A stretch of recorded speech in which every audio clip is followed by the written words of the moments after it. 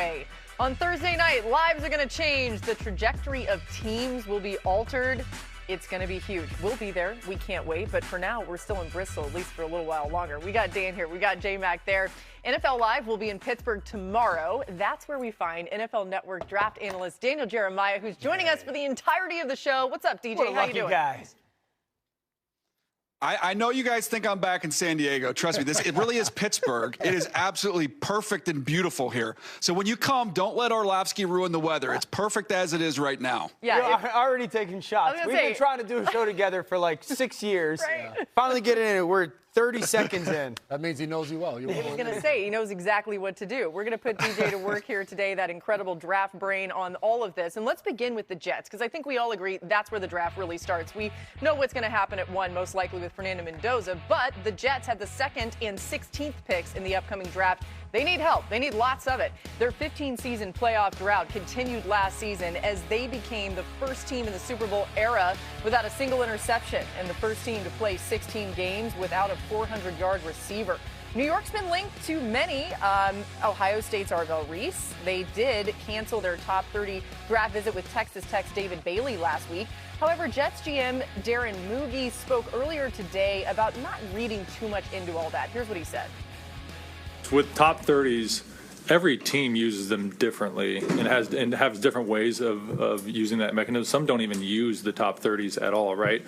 I would say for us, when we do top 30s, every single player and case is different. Sometimes I want this player to meet with our player engagement department. Sometimes I want this player to meet with our sports performance. Sometimes it's purely medical. Sometimes it's a recruiting process. Sometimes it's a smoke screen. And in regards to David, we had good touch points with him at the Combine. We went to his pro day, had a good dinner with him, and we were just kind of juggling our 30 and how to use them, and I wouldn't look too much into a cancellation because there was other ones that we may have changed as well. All right, so we're reading into everything right now, but don't read into that. DJ, what do you believe the Jets should do with the number 2 pick? Yeah, to me, what they should do is take David Bailey. And I wouldn't read too much into that, the fact that he didn't take the visit either. He's a very clean player. You're not worried about it from a character standpoint, from a medical standpoint, and they already visited with him in person. To me, this is a polished, productive edge rusher. What he's going to be asked to do in the NFL, you've already seen him do it at a very high level at college, and he's done it over several seasons now. So that's the one that makes the most sense to me. And also, when you look at Denver, where your general manager just came from, those 2 edge rushers were absolute fastballs in Benito and Cooper. Now you've got Will McDonald, and you put another player in Bailey on the opposite side. You got 2 fastballs yourself. Yeah, guys that can produce right away. There's just something about Arvell Reese that I love, and I think it's the versatility that he brings to the table. For Aaron Glenn, you're trying to implement a defense with as much talent as possible coming off a year ago where they weren't able to get an interception, what we talked about. Having a guy like Arvell Reese that can do multiple things, that you can line up anywhere, to me helps so many other guys on the defensive side of the ball. How do you get your best 11 on the football field? If you can move a guy around to best suit somebody else, it helps him to go out there and be an impact player and also be a leader on your defense. So there's just something about his ability and what he showed playing in a pro-style defense in college for Matt Patricia, the kind of intelligence that it takes to do all of those different things. Is this a little bit, DJ, like the Aiden Hutchinson, Trayvon Walker conversation? Because I'm thinking Aaron Glenn, he comes from Detroit, obviously Hutch. Years before that, he was in New Orleans, Cam Jordan. True defensive end. And I look at Bailey and I go, the track record of production. I look at Arvell Reese and I agree with like the potential, but 7 sacks in his college career. I understand off the ball. But DJ, is it a little bit like that where it is I know what I'm getting now versus long-term projection? Yeah, and I think sometimes it's the way it was phrased. I remember in that draft, it was like, okay, you've got the athletic one in Walker, and then you've got the polished pass rusher in Hutchinson. Hutchinson was an excellent athlete as well. Just as David Bailey ran 4.5 flat, like he's an elite athlete as well. So to me, both those players ended up being great players. And I think we're in a very similar boat here where I don't know there's a wrong decision, but to me, this feels like Bailey is more, we can't screw this up if we're the Jets. Like that's a little bit safer. Let's put this thing in the fairway. And that's why I lean in that direction. I like that analogy. Safe for the Jets makes sense, especially at that level of talent. Now, Dan, the Jets also had the 16th pick plus 2 second second-round picks this year and 3 first-round picks next year. So when you think about this in totality, when do you think they should address the quarterback position? Obviously, I believe that 16 has to be a conversation with Ty Simpson. Yeah. I know that everyone knows that I'm a Ty Simpson fan and believer. And I would just say the two things in regards to if we don't go quarterback at 16 because we're going to wait till 2027. One, 2 of those first-round picks that you have out of the 3 are going to be teams that are going to be very much so playoff contending teams in Indy and Dallas. So I don't know how much ammunition that's going to give you. The second thing, and this is the Jets and all you teams that are sitting there going, well, wait for the 27 class. I'm not saying it's a guarantee, but we're also talking about Cleveland maybe waiting for 27, needing a quarterback, Atlanta, Minnesota, Miami, Arizona, Pittsburgh. I could hear the conversation of a potential with Houston, Carolina, depending on how their quarterbacks play. So unless you have the first or second pick next year, waiting for the 2027 class is not going to guarantee you a good player because there's a chance that 8 or 9 teams need bona fide starting quarterbacks. Yeah, Dan, the interesting thing to me is I was talking to a coach with a young quarterback and went through the process of how they selected him and why they selected him. And he said, look, there's only a handful of guys in this league, as you guys know. They're going to be able to pull the rest of the team, those trucks that can pull the whole team behind them.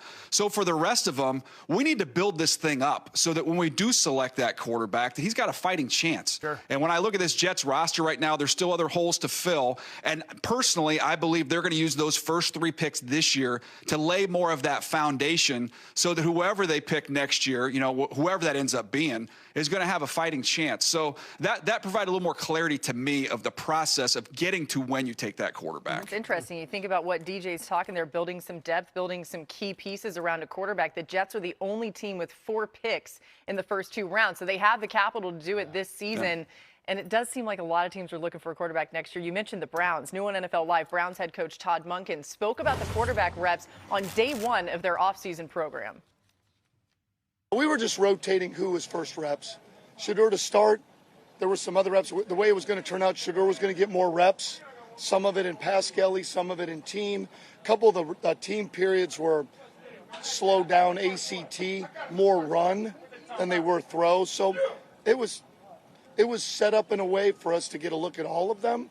The plan was to have Shedeur have a few more reps, but to let Deshaun and Shedeur both have reps with the ones.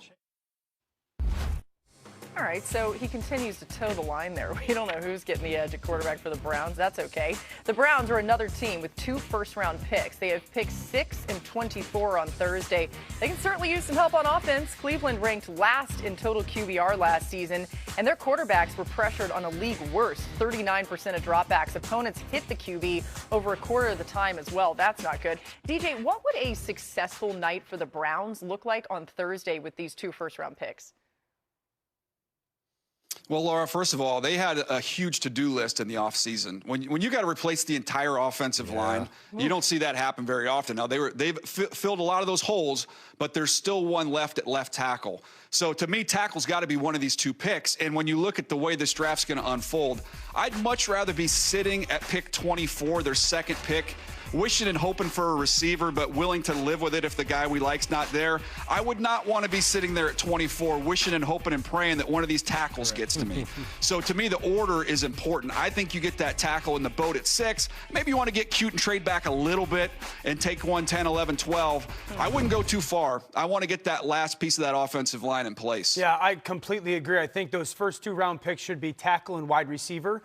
I'll go along kind of what DJ was just intimating with the Jets. Okay, if the Browns want to truly gauge what Shedeur Sanders is, and if I were the Browns, Shedeur would have my first crack to be the starting quarterback. Agreed.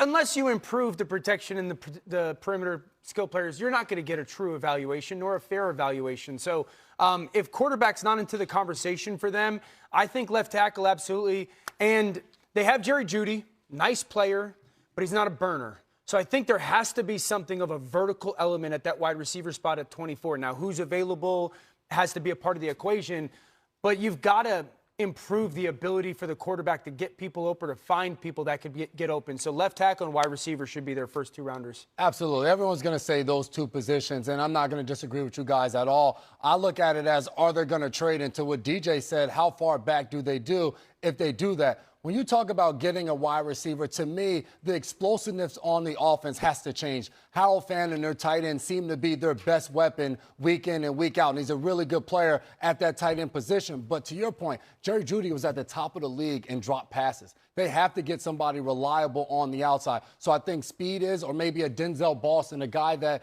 you can put out there and absolutely rely on if you're looking later on in that first round. Yeah. I'd be interested to see, like, if anybody drops, that gives them the opportunity to trade back. Does Washington want to get up? Do the Chiefs want to get up? Casey Concepcion. Sorry, excuse I love me. it, Sorry, DJ. I just coughed there. Sorry about that. I like that. Casey Concepcion. That's my Jalen Waddle. That's my Jalen Waddle. He made that comp yesterday, and I think it's really good. By the way, Cleveland has used 3 different starting quarterbacks 4 times in the last 5 seasons. We all know they need help there. Now on to a developing story. Patriots coach Mike Vrabel met with the media on Tuesday for the first time since pictures surfaced earlier this month showing the coach with NFL reporter Diana Russini at a luxury hotel in Arizona. Both denied that the photos represented anything inappropriate. Russini has since resigned from her job with The Athletic in the fallout from all of those photos. And here's what Vrabel had to say today about the situation. I've had some difficult conversations with people that I care about, with my family, the organization, the coaches, the players. Those have been positive and productive. You know, we believe in order to be successful on and off the field, you have to make good decisions. That includes me. That starts with me. We never want our actions to negatively affect the team. We never want to be the cause of a distraction. You know, and those are comments and questions that I've answered for the team and with the team. We'll keep those private and, you know, to ourselves. Care deeply about this football team, and I'm excited to coach them. I also know that I'm going to attack each day with humility and focus. And what I can promise you is that my family, this organization, the team, the staff, the coaches, everybody, our fans, most importantly, will get the best version of me going forward. And that's what I know, and I'm excited to do that. But I wanted to just address this and thank you for your patience in dealing with the private and personal matter. The Patriots are in the building for their offseason program that started yesterday. They have the 31st pick in Thursday's draft, coming off their trip to the Super Bowl. We've got more coming your way here on NFL Live. Glad you're with us today. Fernando Mendoza projected to go #1 overall this Thursday. Hear what our quarterback thinks is the biggest area Mendoza needs to improve in. He'll explain and hit the tape. Plus, Jeremiyah Love, one of the hottest prospects in this year's draft. J-Mac tells us why he feels Love can be a stud to build an offense around for any team. All right, so here's what you can find out about flag. There's a lot of opportunities. The Pittsburgh Steelers hosting their regional tournament next. To find a league near you, go to NFLflag.com. Back to the draft. You don't need us to tell you that Fernando Mendoza was good last year, but here's a look at exactly how dangerous he was, especially on the deep ball. Completed over 50% of his passes, thrown 20-plus yards downfield with a perfect 11 touchdowns, 0 interceptions. Both those marks ranked second in FBS, and he ranked top 10 in fourth quarter QBR as well. We saw some of that right in his big fourth quarter comebacks.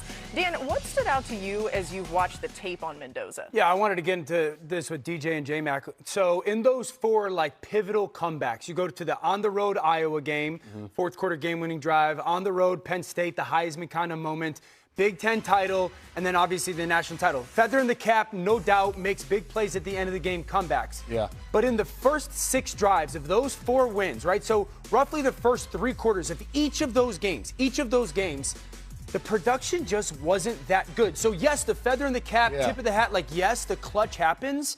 But if you look at it, not many – can we throw that graphic up real quick? Not many explosive plays, not a lot of touchdowns. If you look at that, 8 sacks, 3 explosive plays over the course of 25-plus possessions or drives. And so I wanted to ask DJ, how do you evaluate that with the understanding, yes, great comeback wins, but also that lack of production in those games that just wasn't there?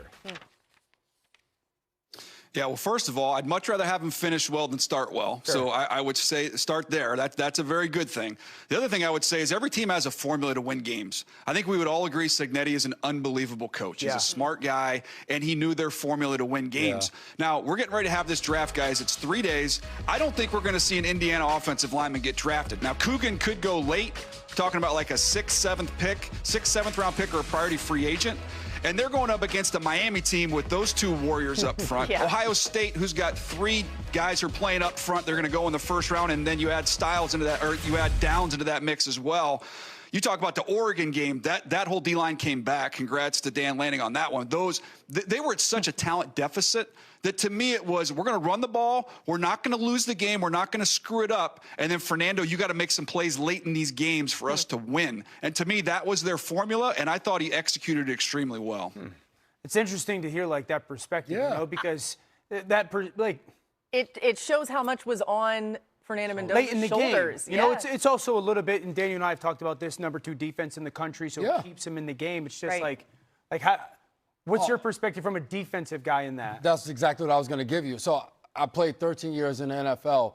It wasn't until I got to New England with Brady that I would sit on a bench during a 2-minute drill and have all the confidence in the world that my quarterback under center was going to drive us down the field and get whether we needed a touchdown or whether we needed a field goal. But the utmost confidence that was going to happen. So to me, when you point out Mendoza in the 4th quarter, in those moments is where he plays his absolute best football. He did. Like, there's no question. As a defender, I'll rock with you because we can figure it out throughout the course of those 3 quarters of what we need to get it done. But I need you in those crucial moments to come up big for us because it's the only shot we have to win the game. I realize we're talking about like being clutch and some of those things. There's skill set that plays into that. Doesn't that translate well to the NFL? Like somebody who has done that at the college level, at the highest level, in the biggest stages. Absolutely. In those games, like respectfully, it's on the road at Iowa, a tough place to play. On the road against Penn State after he throws an interception. So, you know, I don't want to like speak out both sides of my mouth because I do want to like understand and respect and get thumbs up like the comebacks. But when I look at it and I go number 1 pick, I just have reservation that, and I get Daniel's point, I do, of the style of the play, and I know he's talked about Justin Herbert and a little bit of how Oregon wanted to play with him. I just struggle to watch some of that tape and being like, why so good late and so pedestrian for the chunk of the game? Well, DJ, let's spin it forward a little bit to what Kubiak may want to do with him in that system and how you think that translates based off of what you've seen on tape. Yeah, I mean, look, and I've seen, and Dan's talked about this, you know, in terms of the under center stuff, that's going to be an adjustment. I personally think it's an adjustment for all these quarterbacks. I think Ty Simpson had 50 snaps under center. Mendoza had 11. You know, none of these guys play under center in college. So there's going to be an adjustment period there. But when I go back and watch Sam Darnold last year in this offense, and I watch all those 3rd and 7+ throws, they emptied it out a lot in the gun. There was a lot of quick throws. There was working the perimeter, a lot of out routes. That stuff he's going to be extremely comfortable with. Just got to be a little bit patient with some of the stuff they ask him to do under center, but that's why they have a plan. They went out and got Kirk Cousins. He doesn't have to rush onto the field. It feels weird to say this, but I think the Raiders have made all the right moves to set the groundwork here for him to have a chance to be successful. It's been a while since we could say that about the Raiders, guys, but I think they've done this thing the right way. Yeah, no, I agree, especially when it comes to the O-line. I mean, Linderbaum to me was like the biggest signing possible in free agency for anybody. All right, so we know that Mendoza's going to go number 1 overall. Time now for some quick reads. He's expected to go number 1, but I want to know who your favorite prospects are in this draft. This is fun. DJ, start us off. Who do you like the most? Yeah, I'm going to go to that Ohio State defense and Sonny Styles. And when you think about the way the game's played right now, I think he's perfect. You want to have an athletic quarterback? Well, he can run him down sideline to sideline. You want to try and throw the ball in those windows? I've got a condor at the 2nd level you're going to have to navigate around. Oh, by the way, you want me to blitz? Go back and watch the 24 tape and see what I do there. So to me, I think he's a perfect defender for the way football's played right now. I'm going to go to, everyone would probably think quarterback. I'm going ex-quarterback. Tight end Eli Stowers from Vanderbilt, who is an ex-quarterback. I think everything athletically for him is very easy and very natural. I think the catch ability, just how naturally he catches the football, is a big deal. Now, yes, is he going to have to get better with being more physical? Sure. And he's going to have to get better with probably the nuance of route running? Absolutely. But I look at the size of 6'4", 240, the ex-quarterback with the intelligence and just the natural athleticism.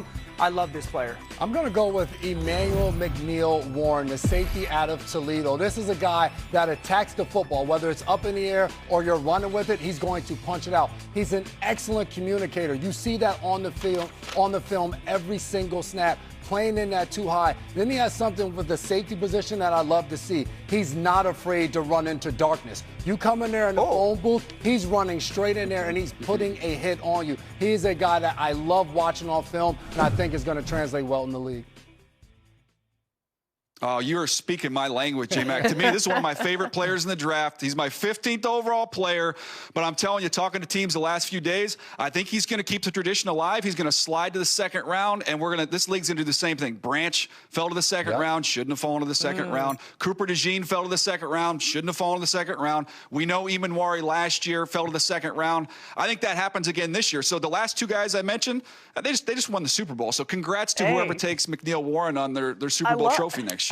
Guys, too bad Hawk's not here right now. I know. We don't need Hawk trying to tell Toledo love. We don't need that. We don't need that. I love the Toledo love. I'm surprised. You said run to darkness. Yeah, and ready to Quarterbacks don't know about that.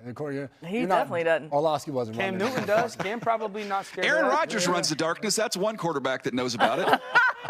I love it, TJ. By the way, Dan, your favorite player, I thought you were going to say Ty Simpson. You didn't say him, but we'll get to that. That's because we're going to get to it. Exactly. Still to come. Growing speculation around Ty Simpson due to his limited amount of starts in college.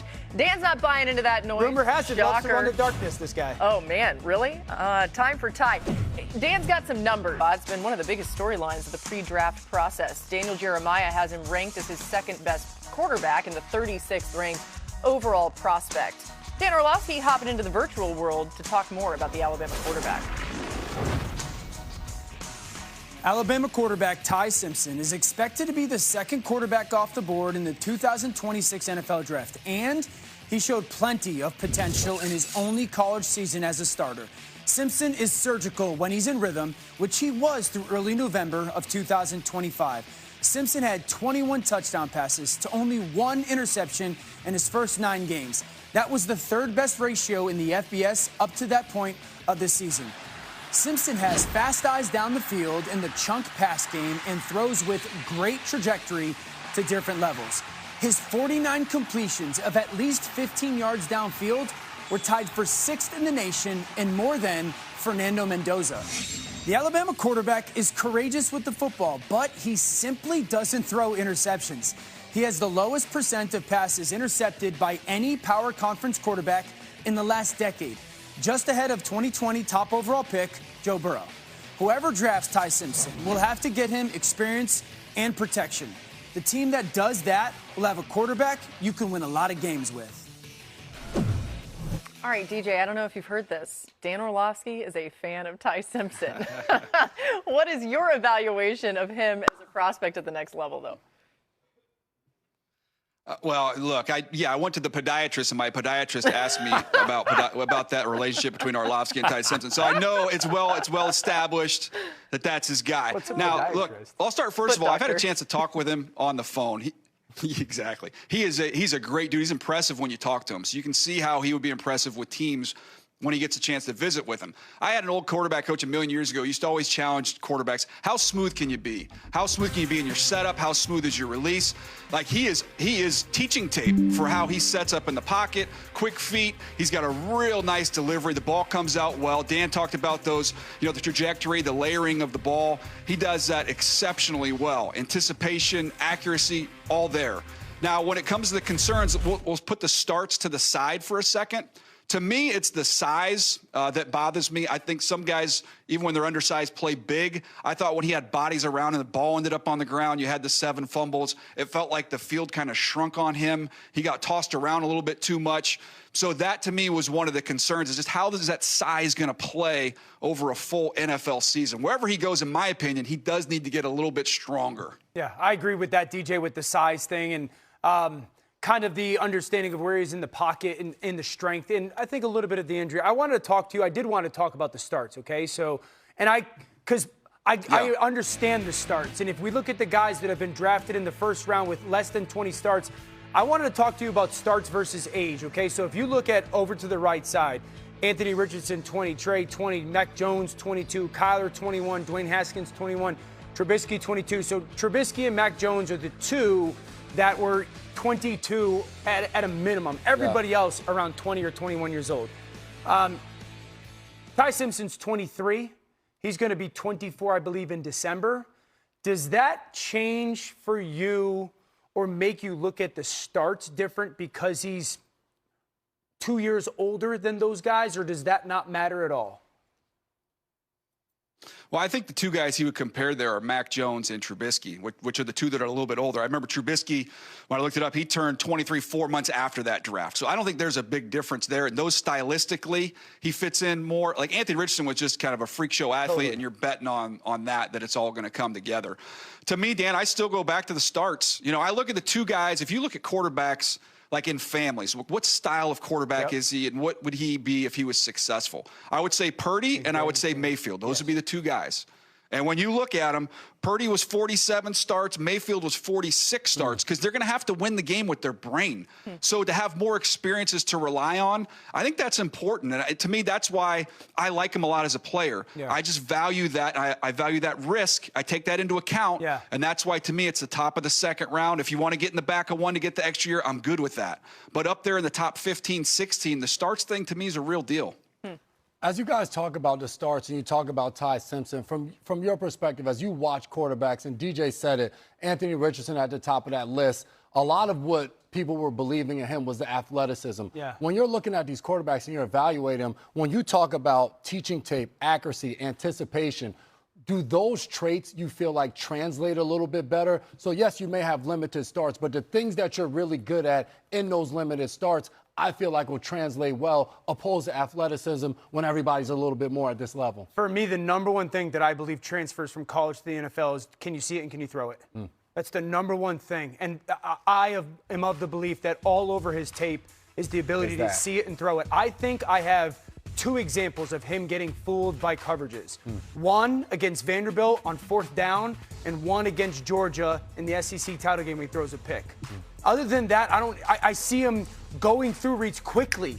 And that's one of the reasons why, for me, DJ, and J-Mac, I fell in love with him in many ways. The player was, I see stuff that guys are running on Sundays, and maybe this is a flaw of mine, Baker Mayfields and Matthew Staffords and Jordan Loves and Brock Purdy's. I see them running the concepts, and then I see him running things similarly and operating it similarly and making the right throw. You know me, I say I don't like this guy can make all the throws. Don't care. Make the right throw at the right time.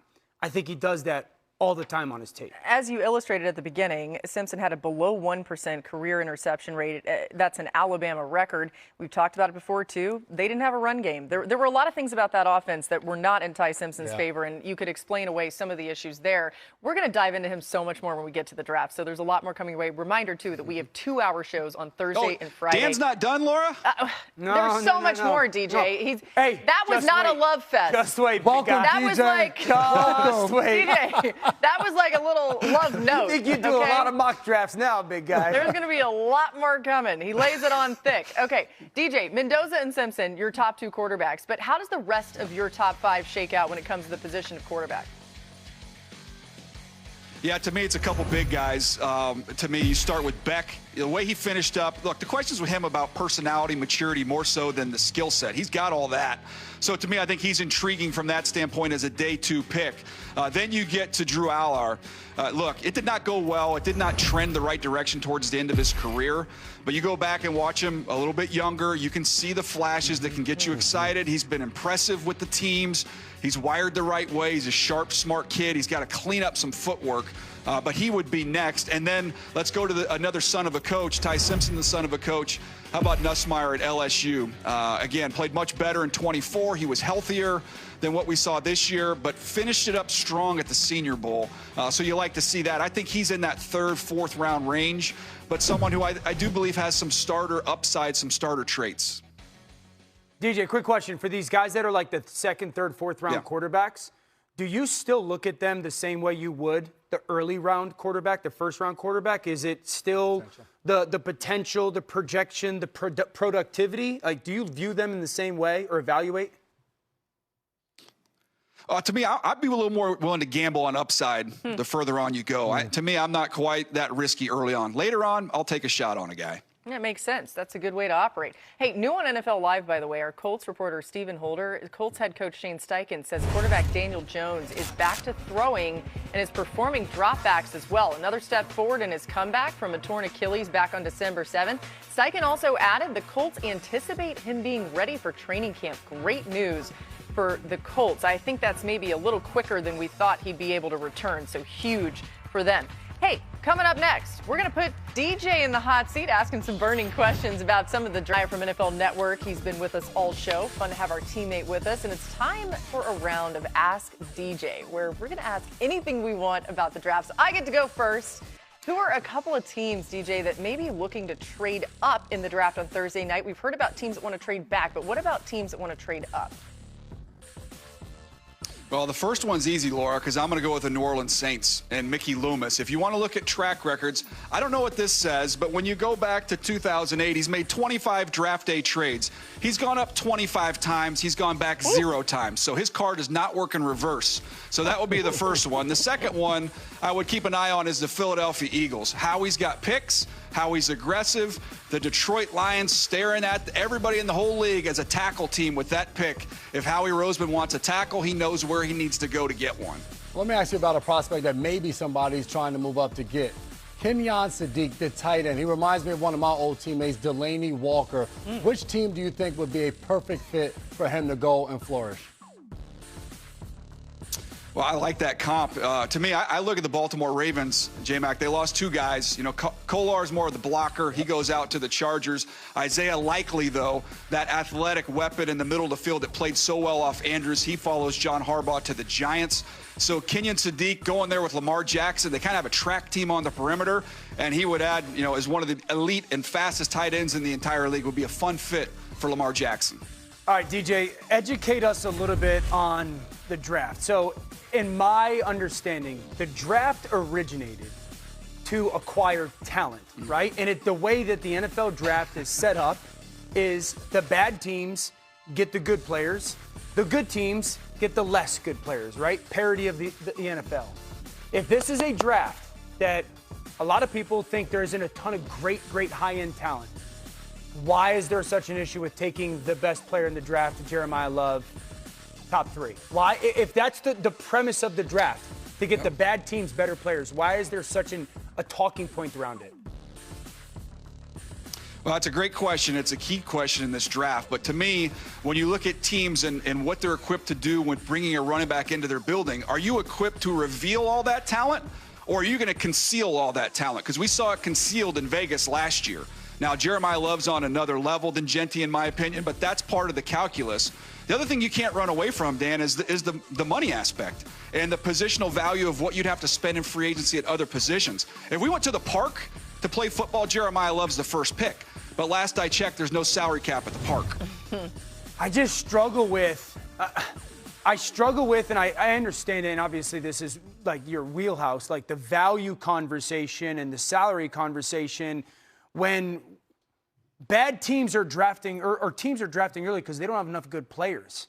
And so I understand, like, you're trying to get the right value in the finance, but I think that gets teams in trouble, in my opinion, is they're searching for the right need or fit or value. And it's like, we passed on this player because we thought this player was going to bring us more value, even though that player, Jeremiyah Love, became the better player.